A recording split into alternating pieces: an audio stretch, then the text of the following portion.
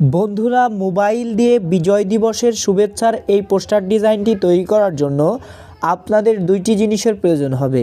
প্রথমটি হচ্ছে PixelLab apps এবং অন্যটি হচ্ছে একটি PLP ফাইল।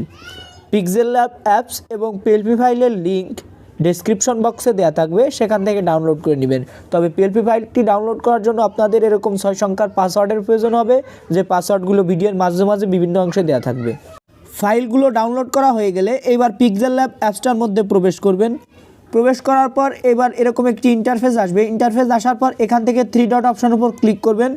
ক্লিক করার পর ওপেন ডট PLP ফাইল লেখা অপশানের উপর ক্লিক করবেন। ক্লিক করার পর এখান থেকে ডট PLP ফাইল লেখা অপশানের উপর ক্লিক করবেন।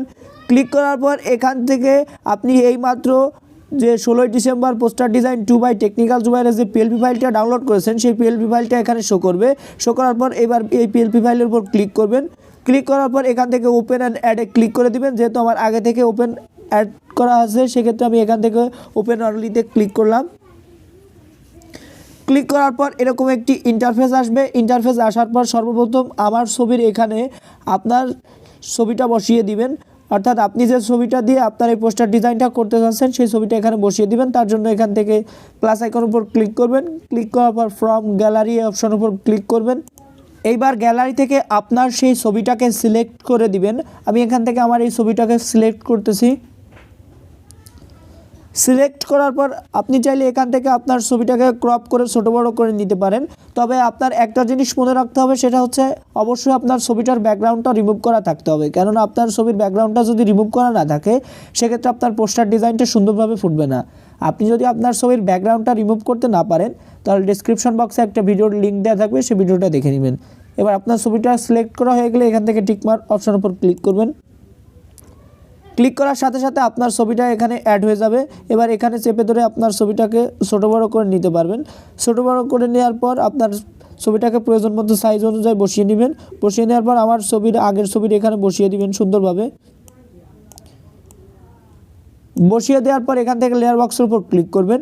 ক্লিক করার পর আপনি এইমাত্র যে ছবির লেয়ারটা অ্যাড করেছেন, সেই লেয়ারটার এখানে চেপে ধরে আমার আগের ছবির লেয়ারের উপর বসিয়ে দিবেন।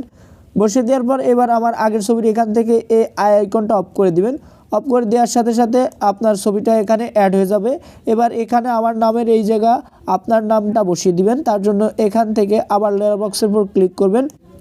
ক্লিক করার পর এখান থেকে আমার নামের উপর ক্লিক করবেন। ক্লিক করার পর এখান থেকে এই এডিট অপশনের উপর ক্লিক করবেন। ক্লিক করার পর এখান থেকে আবার পেন্সিল আইকনের উপর ক্লিক করবেন। ক্লিক করে এখান থেকে আবার আমার নামটা এডিট করে দিবেন। যেহেতু আমি আমার নামটা এডিট করতে চাচ্ছি না, সেক্ষেত্রে এখান থেকে ক্যান্সেল আইকনের উপর ক্লিক করলাম। ক্লিক করার পর এবার এখান থেকে আমার পদবীর এখানে আপনার পদবীটা বসিয়ে দিবেন। সেক্ষেত্রে আবার লেয়ার বক্সের উপর ক্লিক করবেন। ক্লিক করার পর এখান থেকে ইউটিউব কন্টেন্ট ক্রিয়েটর এইখানে আবার লেয়ারটার এখানে এডিট অপশনের উপর ক্লিক করে এখান থেকে আবার এডিট করে নেবেন। এভাবে আপনার যে বিষয়গুলো এডিট করার দরকার হয়, সেই বিষয়গুলো এখান থেকে এডিট করে নেবেন।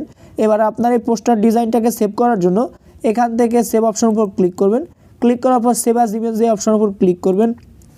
ক্লিক করার পর এখান থেকে ডিফল্ট অপশনের উপর ক্লিক করে এখান থেকে আল্ট্রা অপশনটা সিলেক্ট করে দিলে আপনার এই ছবিটা ফুল HD কোয়ালিটিতে সেভ হবে। এবার এখান থেকে সেভ টু গ্যালারি অপশনের উপর ক্লিক করে দেওয়ার সাথে সাথে আপনার ছবিটা সেভ হয়ে যাবে। আশা করি ভিডিওটাতে আমি সুন্দরভাবে বোঝাতে পেরেছি। আমার ভিডিওটা যদি ভালো লাগে তাহলে অবশ্যই ভিডিওটাতে একটা লাইক দিবেন এবং বন্ধুদের সাথে শেয়ার করবেন।